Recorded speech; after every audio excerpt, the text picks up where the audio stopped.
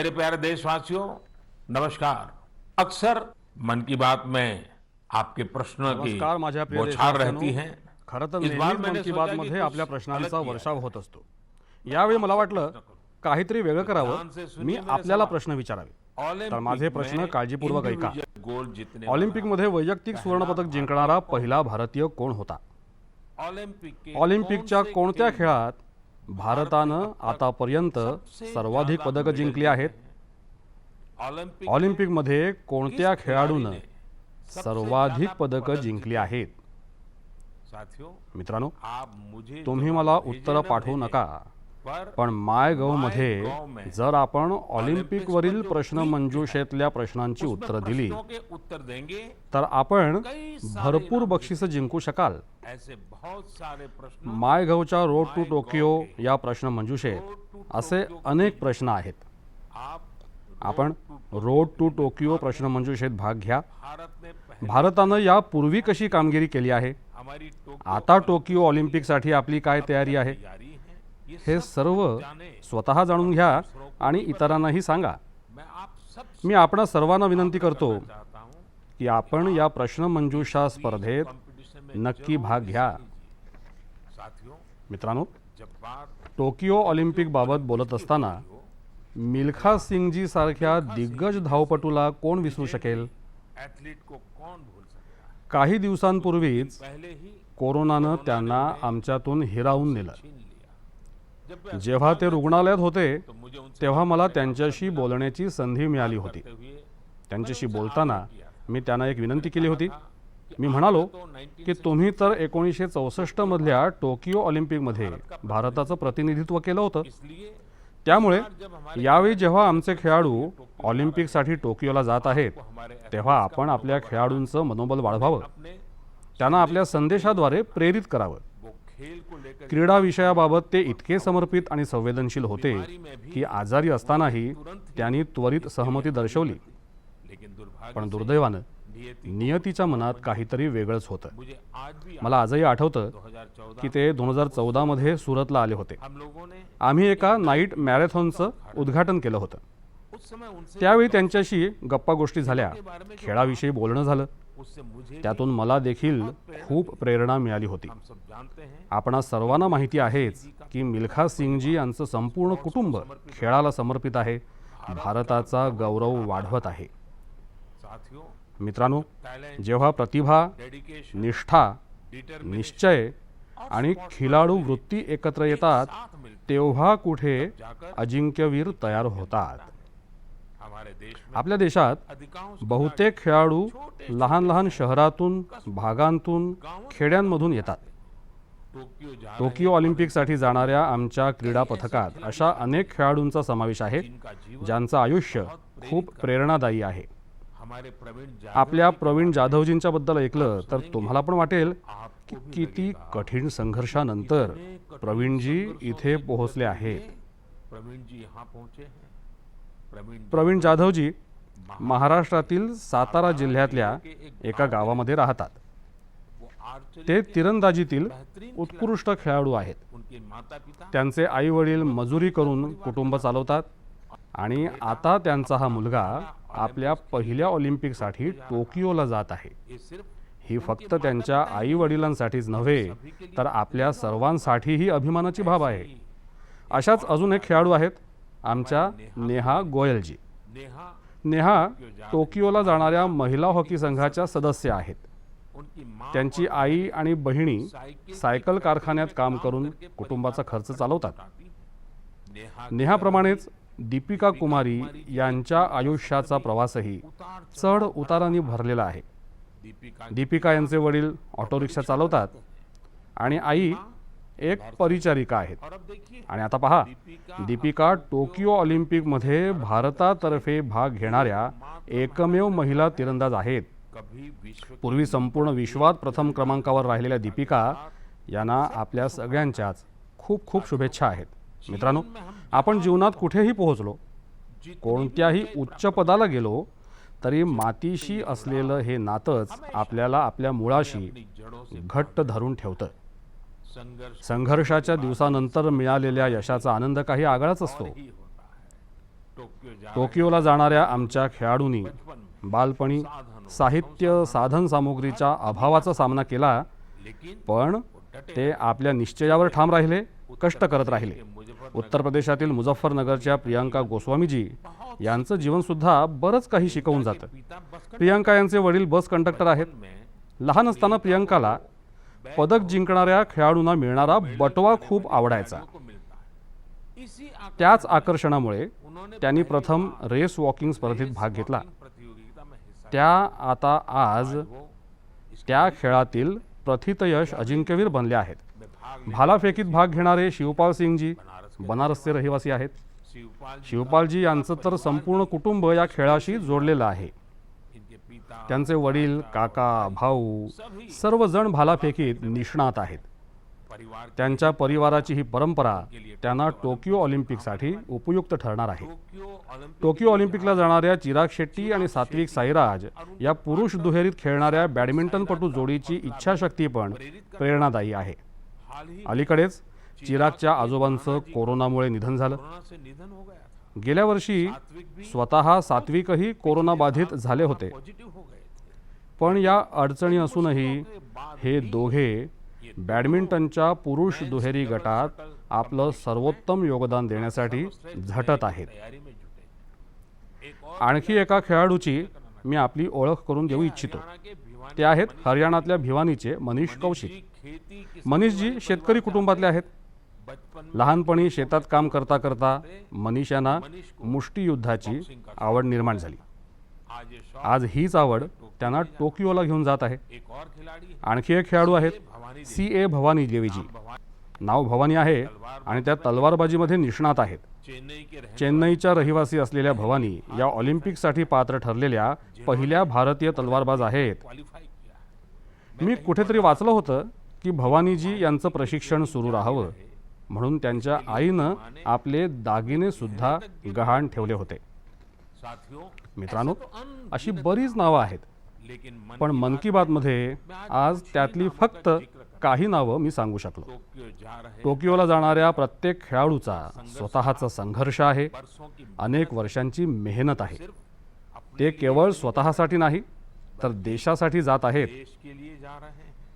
या खेळाडूंना भारताचा गौरव वाढवायचा आहे आणि लोकांचं हृदयही जिंकायचं आहे.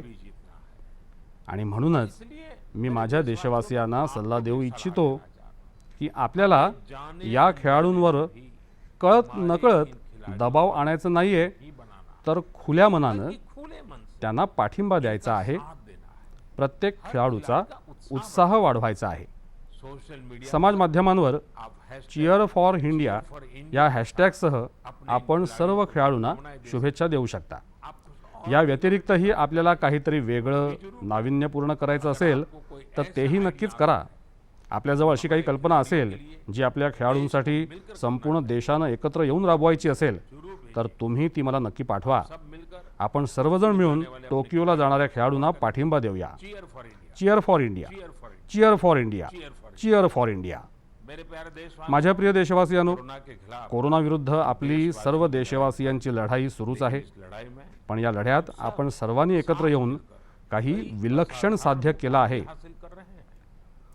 नुकतंच काही दिवसांपूर्वी आपल्या देशानं अभूतपूर्व काम केलं आहे.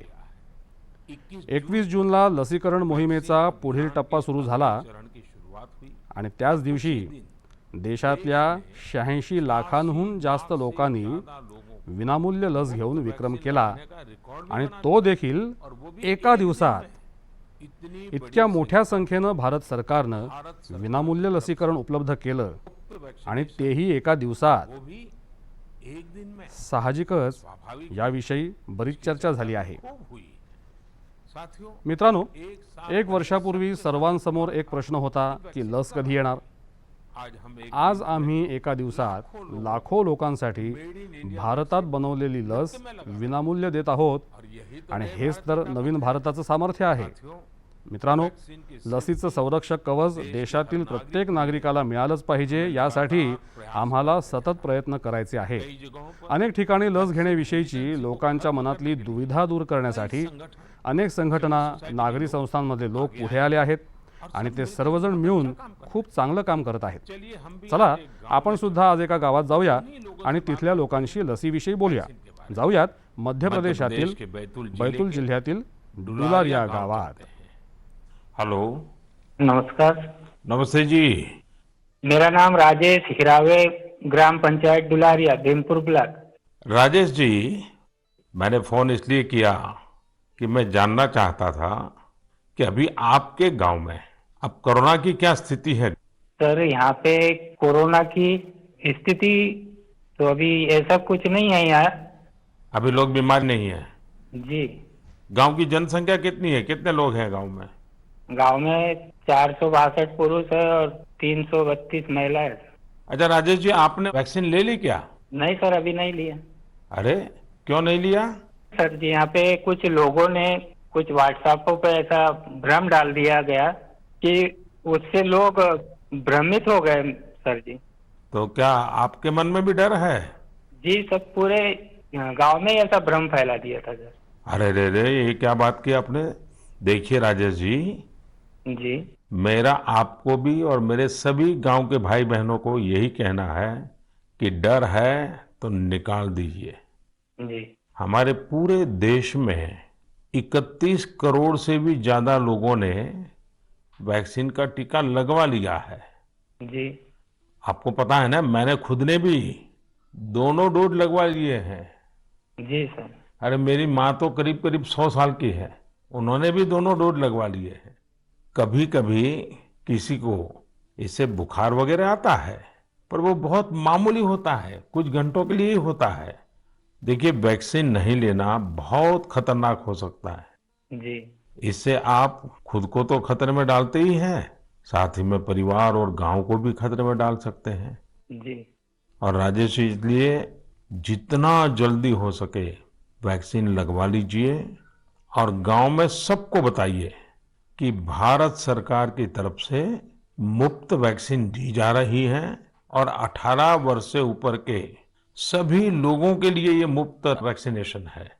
जी जी तो ये आप भी गांव में लोगों को बताइए, और गांव में ये डर का तो माहौल का कोई कारण ही नहीं है. कारण यही सर, कुछ लोगों ने ऐसी गलत अफवाह फैला दी जिससे लोग बहुत ही भयभीत हो गए। उसका उदाहरण देते, जैसा उस वैक्सीन को लगाने से बुखार आना, बुखार से और बीमारी फैल जाना, मतलब आदमी की मौत हो जाना, यहाँ तक के वो अफवाह फैला। हो. देखिए, आज तो इतने रेडियो, इतने टीवी, इतनी सारी खबरें मिलती हैं और इसलिए लोगों को समझाना बहुत सरल हो जाता है. और देखिए, मैं आपको बताऊं, भारत के अनेक गांव ऐसे हैं जहां सभी लोग वैक्सीन लगवा चुके हैं, यानी गांव का प्रतिशत लोग. जैसे मैं आपको एक उदाहरण देता हूं. जी कश्मीर में बांदीपुरा जिला है.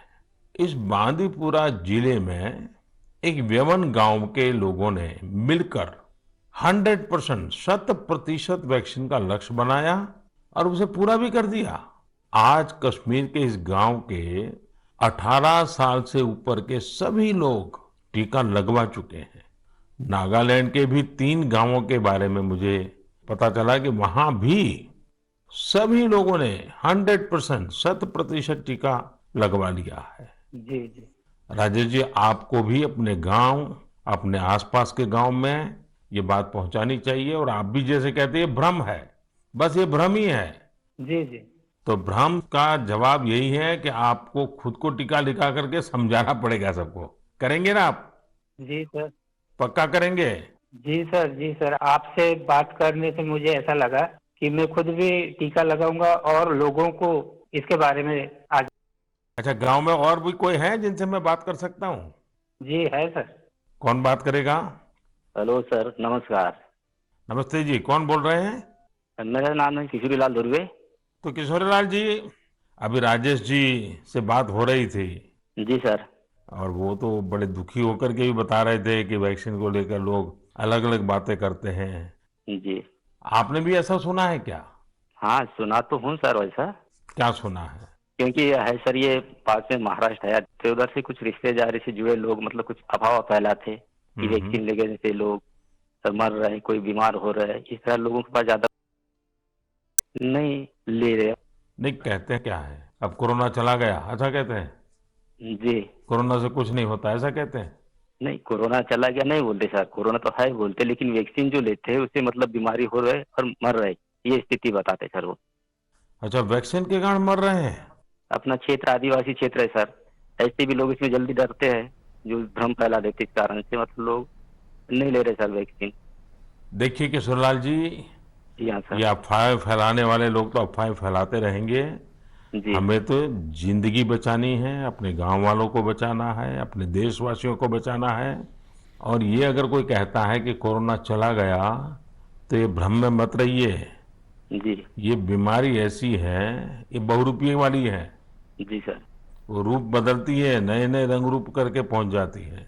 जी और उसमें बचने के लिए हमारे पास दो रास्ते हैं। एक तो कोरोना के लिए जो प्रोटोकॉल बना है, मास्क पहनना, साबुन से बार बार हाथ धोना, दूरी बनाए रखना।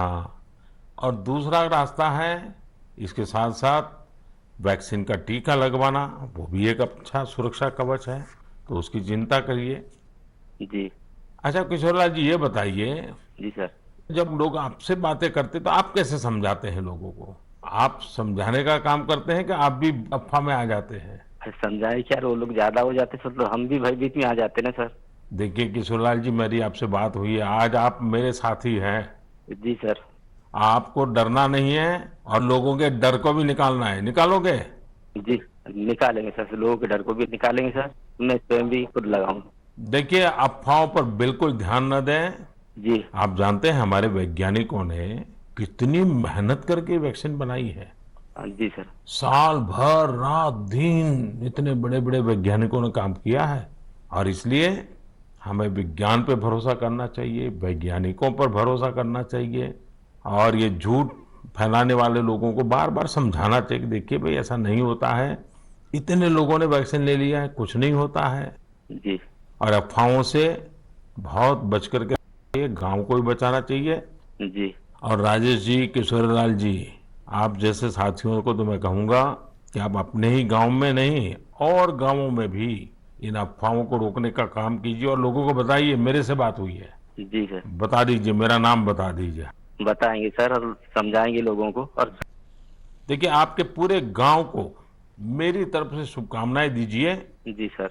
और सभी से कहिए कि जब भी अपना नंबर आए, जी वैक्सीन जरूर लगवाएं। ठीक है सर। मैं चाहूंगा कि गांव की महिलाओं को, हमारी माताओं बहनों को जी सर। इस काम में ज्यादा और सक्रियता के साथ उनको साथ रखिए। जी कभी कभी माताएं बहनें बात कहती है ना, लोग जल्दी मान जाते हैं। जी आपके गांव में जब टीकाकरण पूरा हो जाए तो मुझे बताएंगे आप? हाँ बताएंगे सर। पक्का बताएंगे? जी देखिए, मैं इंतजार करूंगा आपकी चिट्ठी का। जी सर। चलिए राजेश जी, किशोर जी, बहुत बहुत धन्यवाद, आपसे बात करने का मौका मिला। धन्यवाद सर, आपने हम बात किया है, बहुत बहुत धन्यवाद आपको भी। साथियों, मित्रांनो, कभी ना कभी कधी ना कधी जगासाठी हा अभ्यासाचा विषय ठरेल की भारतातल्या गावातल्या लोकांनी आपल्या वनवासी आदिवासी बंधू भगिनींनी कशा प्रकारे आपल्या सामर्थ्याची समंजसपणाची प्रचिती दिली। गावातल्या लोकांनी विलगीकरण केंद्र तयार केली, स्थानिक गरजा लक्षात घेऊन कोविड प्रोटोकॉल तयार केले। गावातल्या लोकांनी कुणाला उपाशी राहू दिलं नाही, शेतीची कामही खोळंबू दिली नाहीत, जवळच्या शहरात दररोज दूध भाज्या पोहोचत राहतील याची काळजी घेतली। म्हणजेच स्वतःबरोबरच दुसऱ्यालाही सांभाळलं। लसीकरण अभियानातही आपल्याला असंच करायचं आहे। आपण जागरूक राहायचं आहे आणि जागरूक करायचंही आहे। गावातल्या प्रत्येक व्यक्तीचं लसीकरण करणं हे प्रत्येक गावाचं लक्ष असलं पाहिजे। लक्षात ठेवा, आणि मी तर आपणाला विशेष करून सांगतो, आपण आपल्या मनाला एक प्रश्न विचारा। प्रत्येक जण यशस्वी होऊ पाहतो, मात्र निर्णायक यशस्वी होण्याचा मंत्र काय आहे? निर्णायक यशस्वीतेचा मंत्र आहे निरंतरता, सातत्य। म्हणूनच आपल्याला निद्रिस्त राहायचं नाही, कोणत्याही भ्रमात राहायचं नाही. हमें सतत आपल्याला अखंड प्रयत्न करत राहायचा आहे. कोरोनावर विजय मिळवायचा आहे. मेरे प्यारे देशवासियों, माझ्या प्रिय देशवासियांनो, में अब मानसून का आपल्या देशात आता मोसमी पावसाचा हंगाम सुरू झाला आहे. ढग बरसू लागतात तेव्हा ते केवळ आपल्यासाठीच नव्हे तर आपल्या भावी पिढीसाठीही बरसतात. पावसाचं पाणी जमिनीत मुरून साठतं आणि भूगर्भातल्या पाण्याची पातळीही सुधारते. भी सुधारता है. म्हणूनच मी जलसंरक्षण म्हणजे देशसेवेचंच एक रूप आहे असं मानतो.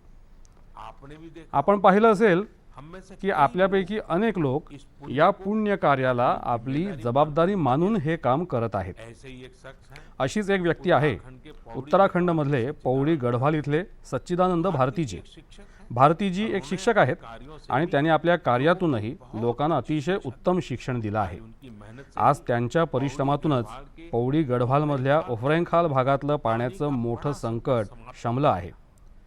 जिथे लोक पाण्याकडे डोळे लावून बसले होते तिथे आता वर्षभर पाण्याचा पुरवठा होत आहे. पूर्ति हो रही है. साथियों, मित्रहो, पहाड़ों में जल डोंगराळ भागात जलसंधारणाची पारंपरिक पद्धत आहे. जिसे त्याला चालखाल भी कहा असंही म्हटलं जातं. यानी पानी म्हणजे जमा करने पाणी जमा करण्यासाठी मोठा खड्डा खोदणं.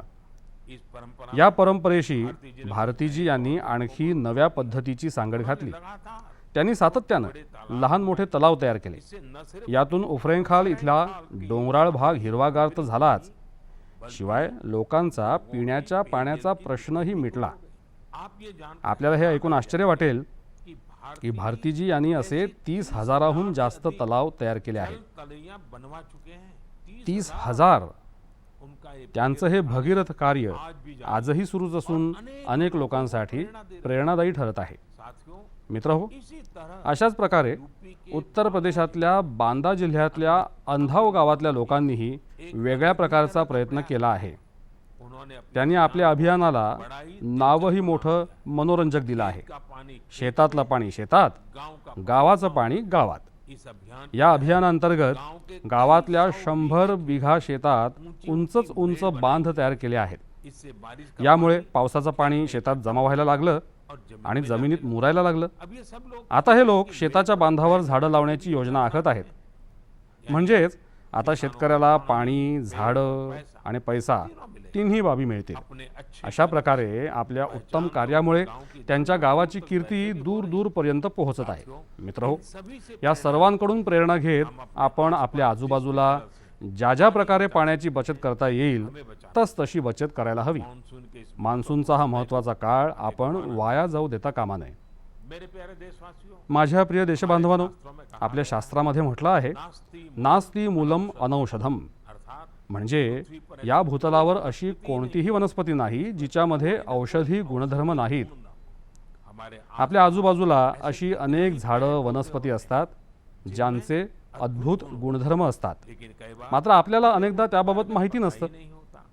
मुझे नैनीताल नैनितालमधून एका मित्रानं भाई परितोष यांनी या विषयावर मला पत्र पाठवलं आहे. उन्होंने लिखा है त्यांनी लिहिलं आहे की गुळवेल आणि दुसऱ्या आणखी काही वनस्पतींचे अद्भुत औषधी गुणधर्म बारे में आपल्याला कोरोना आल्यानंतरच समजले. परितोष ने परितोष यांनी माझ्याकडे आग्रहच धरला आहे की मी मन की बातच्या सर्व श्रोत्यांना सांगावं की आपण आपल्या आजूबाजूच्या वनस्पतींविषयी जाणून घ्यावं आणि दुसऱ्यांनाही त्याची माहिती द्यावी. वास्तव में खरं तर हा आपला शेकडो वर्षांपासूनचा वारसा आहे आणि आपल्याला त्याची जोपासना करायची आहे. याच देशानं मध्य प्रदेशमधल्या सतना इथले श्रीमान राम लोटन कुशवाहजी यांनी खूप प्रशंसनीय काम केलं आहे. सराहनीय काम किया है. रामलोटन राम लोटनजी यांनी आपल्या शेतात देशी संग्रहालय तयार केलं आहे. इस या संग्रहालयात त्यांनी शेकडो औषधी वनस्पती औषधीय आणि बियाण्यांचा संग्रह केला आहे. इन्हें वो त्यांनी हे लांब लांबच्या भागातून आणले.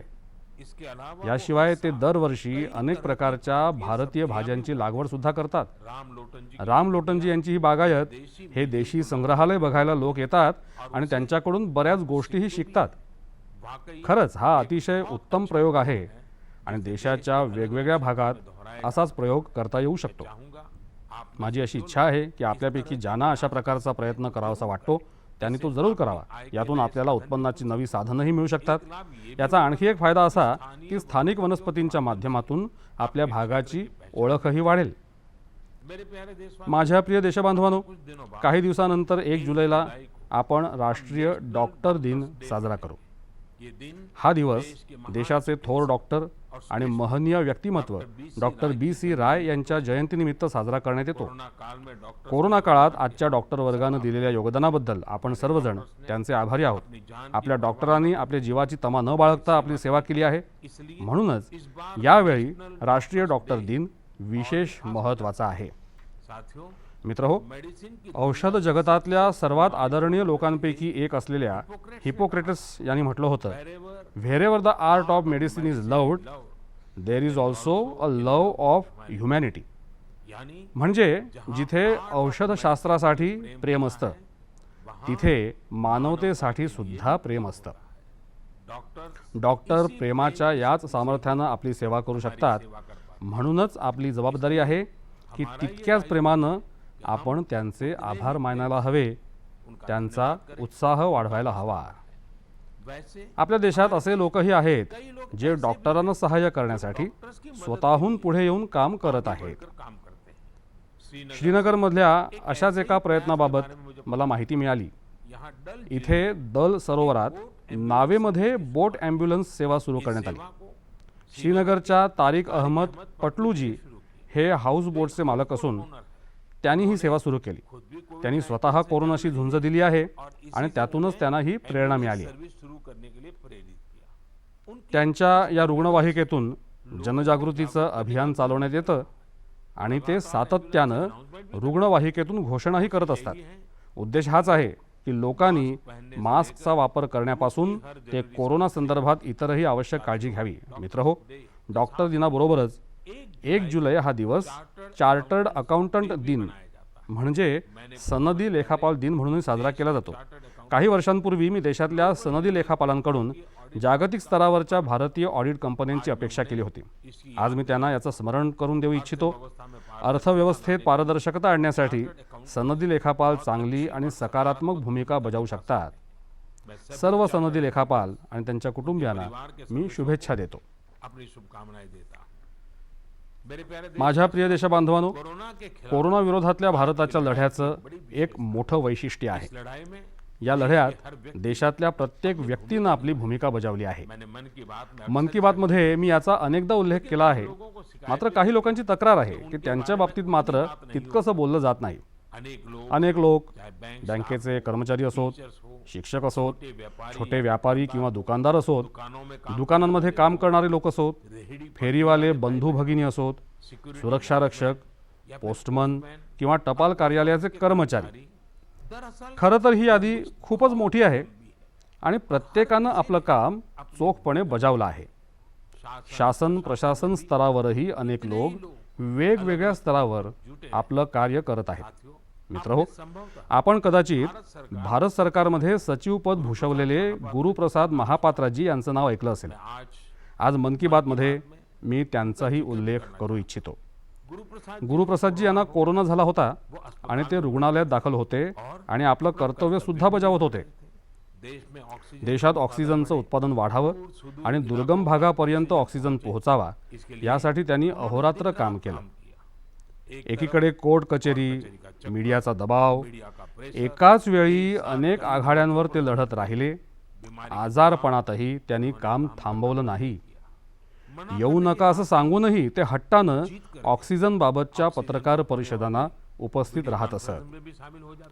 त्यांना देशवासियांची इतकी काळजी होती. रुग्णालयात असतानाही ते स्वतःची चिंता न करता देशातल्या लोकांसाठी ऑक्सिजन पोहोचवण्याची व्यवस्था करण्यात गुंतले होते. आपल्या सर्वांसाठी दुःखाची बाब ही आहे की या कर्मयोग्यालाही देशानं गमावलं आहे. कोरोनानं त्यांना आपल्यापासून हिरावलं आहे. असे असंख्य लोक आहेत ज्यांची कधी चर्चाही होऊ शकली नाही. कोविड विषयीच्या नियमांचं संपूर्ण पालन आणि लस घेणं हीच अशा प्रत्येक व्यक्तीसाठी आपली श्रद्धांजली ठरेल. माझ्या प्रिय देशबांधवांनो, मन की बातची सर्वात चांगली बाब ही आहे की यात माझ्यापेक्षा आपणा सर्वांचं योगदान जास्त असतं. अलीकडेच मी चेन्नईच्या थिरू आर गुरुप्रसादजी यांची माय गोवमध्ये एक पोस्ट पाहिली. त्यांनी जे लिहिलं आहे ते पाहून तुम्हालाही बरं वाटेल. उन्होंने लिखा त्यांनी लिहिलंय कि वो मन की बात कार्यक्रमाचे ते नियमित श्रोता आहेत. गुरुप्रसाद जी की गुरुप्रसादजी यांच्या पोस्टमधल्या काही ओळी मी सांगतो. त्यांनी लिहिलंय, उन्होंने लिखा है आपण जेव्हा तामिळनाडूविषयी बोलता तमिलनाडु के बारे में बात तेव्हा माझा रस अधिक वाढतो. इंटरेस्ट और भी बढ़ जाता है. आपण तमिळ भाषा तमिल भाषा आणि तमिळ संस्कृतीची तमिल थोरवी, संस्कृति की महानता, तमिळ सण आणि तामिळनाडूच्या प्रमुख स्थानांची चर्चा केली आहे. गुरुप्रसादजी आणखी लिहितात, मन की बातमध्ये मी तामिळनाडूमधल्या लोकांच्या कामगिरीबाबतही अनेकदा सांगितलं आहे. तिरुक्कुरलबाबत आपला स्नेह आणि तिरुवल्लुवरजी यांच्याप्रती आपला आदर याबाबत तर काय वर्णावं. म्हणूनच मन की बातमध्ये आपण तामिळनाडूविषयी जे सांगितलं आहे ते सर्व संकलित करून मी त्याचं ई बुक तयार केलं आहे. आपण या ई बुक विषयी काही सांगाल का आणि नमो ॲपवर ते प्रकाशित कराल का. धन्यवाद. हे मी सर्व गुरुप्रसादजी यांचं पत्र आपल्याला वाचून दाखवत होतो. गुरुप्रसादजी, आपली ही पोस्ट वाचून खूप आनंद झाला. आपण आपल्या ई बुकमध्ये एक आणखी पान जोडा. नानम तमिल कला चाराक्तीन पेरिये अभिमानी नान उलगतलये पलमायान तमिल मोलियन पेरिये अभिमानी. उच्चारात काही दोष नक्कीच असेलही, मात्र माझा प्रयत्न आणि माझा स्नेह कधीच कमी होणार नाही. जे तमिळ भाषक नाहीत त्यांना मी सांगू इच्छितो की मी गुरुप्रसाद यांना सांगितले, मी तमिळ संस्कृतीचा खूप मोठा प्रशंसक आहे. जगातली सर्वात प्राचीन भाषा तमिळचा मी मोठा प्रशंसक आहे. मित्रहो, प्रत्येक हिंदुस्थानी व्यक्तीनं जगातली सर्वात प्राचीन भाषा आपल्या देशात आहे याचा गुणगौरव करायलाच हवा, त्याचा अभिमान बाळगायला हवा. मलाही तामिळबाबत अतिशय अभिमान आहे. गुरुप्रसादजी, आपला हा प्रयत्न माझ्यासाठी नवा दृष्टिकोन देणारा आहे. कारण मी जेव्हा मन की बातमधून संवाद साधतो तेव्हा सहज सोप्या पद्धतीनं माझं म्हणणं मांडतो. मला माहीतही नव्हतं की याचा हा सुद्धा एक घटक होता. आपण सगळ्या जुन्या गोष्टींचा संग्रह केला तेव्हा मीही एकदा नव्हे तर दोनदा त्या वाचल्या. गुरुप्रसादजी, आपलं हे पुस्तक मी नमो ॲपवर नक्कीच अपलोड करेन. भविष्यातल्या प्रयत्नांसाठी आपल्याला खूप खूप शुभेच्छा. माझ्या प्रिय देशबांधवांनो, आज आपण कोरोना काळातल्या अडचणी आणि खबरदारी याबाबत बोललो. देश आणि देशवासियांच्या कामगिरीबाबतही चर्चा केली. आता एक आणखी संधी आपल्या समोर आहे. 15 ऑगस्ट येणार आहे. स्वातंत्र्याच्या 75 वर्षांचा अमृत महोत्सव आपणा सर्वांसाठी एक मोठी प्रेरणा आहे. आपण देशासाठी जगणं शिकलो. स्वातंत्र्याचा लढा, देशासाठी बलिदान देणाऱ्यांची कथा आहे. स्वातंत्र्यानंतरच्या या आजच्या काळाला आपल्याला देशासाठी जगणाऱ्यांची कथा करायची आहे. आपला मंत्र असायला हवा, इंडिया फर्स्ट. आपला प्रत्येक निर्णयाचा आधार असला पाहिजे, इंडिया फर्स्ट. मित्रहो, अमृत महोत्सवासाठी देशानं काही सामूहिक उद्दिष्टही निश्चित केली आहेत. आपल्या स्वातंत्र्य सैनिकांचं स्मरण करतानाच त्यांच्याशी निगडीत इतिहासही पुनरुज्जीवित करायचा आहे. आपल्या लक्षात असेल, मन की बातमध्ये मी युवकांना स्वातंत्र्य लढ्यावर संशोधन करून इतिहास लिहिण्याचं आवाहन केलं होतं. युवकांच्या प्रतिभेला वाव मिळावा, युवा विचारशक्ती समोर यावेत, युवा वर्गानं नव्या ऊर्जेनं लिखाण करावं, असा हा त्यामागचा सर्वंकष विचार होता. अतिशय कमी वेळेत हजाराहून जास्त युवक या कामासाठी पुढे आले आहेत हे पाहून मला अतिशय आनंद झाला. मित्रहो, मनोरंजक बाब ही आहे की 19व्या-20व्या शतकाच्या लढ्याची चर्चा नेहमीच होते, मात्र 21व्या शतकात ज्यांचा जन्म झाला आहे अशा माझ्या युवा मित्रांनी 19व्या-20व्या शतकातल्या स्वातंत्र्याच्या लढ्याची गाथा लोकांसमोर आणण्याची आघाडी आता सांभाळली आहे. या सर्व लोकांनी मायगोव्हवर याचा संपूर्ण तपशील पाठवला आहे. हे लोक हिंदी, इंग्लिश, तमिळ, कन्नड, बांगला, तेलुगू, मराठी, मल्याळम, गुजराती अशा देशाच्या वेगवेगळ्या भाषांमध्ये स्वातंत्र्य लढ्यावर लिहिणार आहेत. कोणी आपल्या आजूबाजूच्या स्वातंत्र्य लढ्याशी संबंधित स्थळांची माहिती गोळा करत आहे, तर कोणी आदिवासी स्वातंत्र्य सैनिकांवर पुस्तक लिहित आहे. एक अच्छी शुरुआत ही एक उत्तम सुरुवात आहे. माझी आपल्याला विनंती आहे की अमृत महोत्सवामध्ये आपल्याला जसं योगदान देता येईल तसं जरूर द्या. हे आपलं सौभाग्य आहे की स्वातंत्र्याच्या 75 वर्षांच्या पर्वाचे आपण साक्षीदार होत आहोत. म्हणूनच पुढच्या वेळी मन की बातमध्ये आपल्याशी संवाद साधताना अमृत महोत्सवाच्या आणखी तयारीबाबतही चर्चा करूया. आपण सर्वांनी आरोग्य संपन्न राहा, कोरोनाशी संबंधित नियमांचं पालन करत वाटचाल करा. आपल्या नवनव्या प्रयत्नातून देशाच्या विकासाला अशीच गती देत राहा. या शुभेच्छांसह खूप खूप धन्यवाद.